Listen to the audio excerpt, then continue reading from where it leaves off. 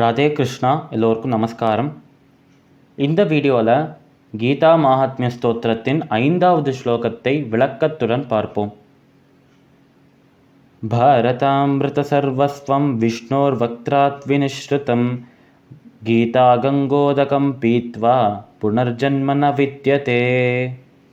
இந்த ஸ்லோகத்தின் மூலம் ஆதிசங்கரர் நமக்கு கூற வரும் கருத்து, பாரதாமிருத சர்வஸ்வம் விஷ்ணோர் வக்த்ராத் வினிஸ்ருதம், அதாவது மகாபாரதத்தின் சாரமாக, மகாபாரதம் என்னும் அமிர்தத்தின் சாரமாக இருக்கும் பகவத்கீதை சாக்ஷாத் லோகநாதனான விஷ்ணுவின் திருமுகத்திலிருந்து தோன்றிய திருவாய்மொழி என்று ஆதிசங்கரர் கூறுகிறார்.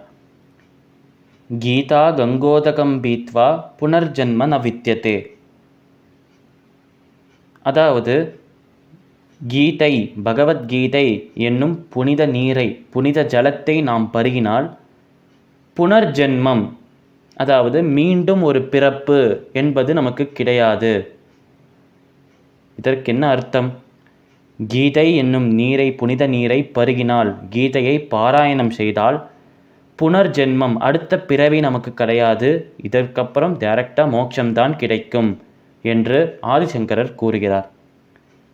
அதாவது பாரதத்தின், மகாபாரதத்தின் சாரமாக, அமிர்தமாக இருக்கும் மகாபாரதத்தின் சாரமாக இருக்கும் பகவத்கீதை சாக்ஷாத் பெருமாளின் திருமுகத்திலிருந்து தோன்றிய திருவாய்மொழி. இந்த பெருமாளின் திருமுகத்திலிருந்து தோன்றிய பகவத்கீதை ஒரு புனித நீரை போன்றது. இதை பருகினால், இதை பாராயணம் செய்தால் புனர்ஜென்மம், மறுபிறவி என்பது கிடையாது, நம்மளுக்கு நிச்சயமாக மோட்சம் கிடைக்கும் என்று ஆதிசங்கரர் கூறுகிறார். கீதா மாஹாத்மிய ஸ்தோத்திரத்தின் 5வது ஸ்லோகத்தின் விளக்கம் இதுவே. சமஸ்த லோகாஹ சுகினோ பவந்து. சர்வம் ஸ்ரீ கிருஷ்ணார்பணமஸ்து.